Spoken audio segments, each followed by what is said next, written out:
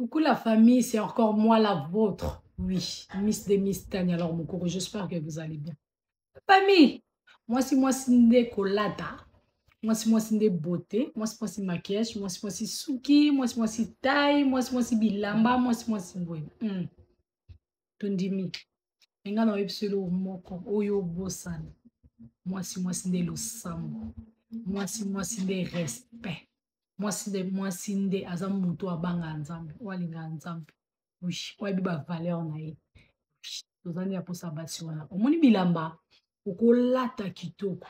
Mobala kosepa no polata kitoko. Garçon mo kosepa no polata kitoko. Omoni nde yo kanisa ke bilamba nde mutelingisa ko mibali.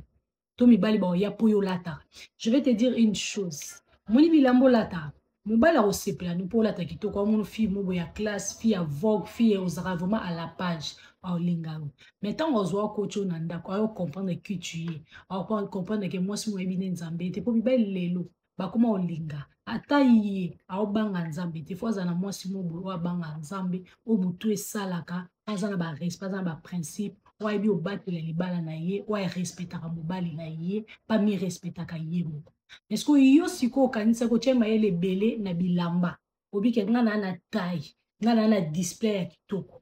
Mais mobali pas zu posa na te oza na display ki to kwa cotition na ndako ya ko découvrir lo mususu. Siko na aza na retard, na aza na faute.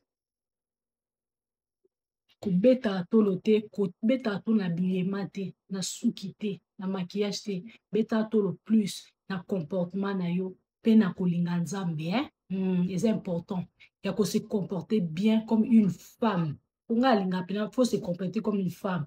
Devant bana mibali ou panika te. Moi si mo ba seka muke, moi si mo ba charisme, moi si mo ba colérique, moi si mo ba ya bien. Oui, c'est de ça qu'il s'agit. Mais ce qui yo, ndeko nanga moi si, moi si des display.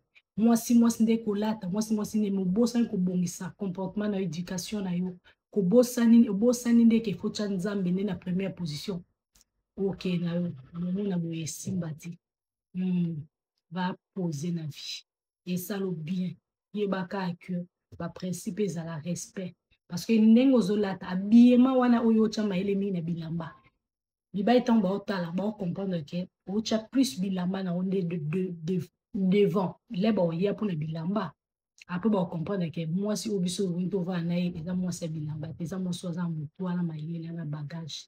Ola exception simana yo trop. Ola exception que uzana baboye. Ba oya na ba mponi ba balingana ba autant moi ça lakisa. Mais ba kuta quelque chose de bien. Voilà. Et dérange te. Bisous bye.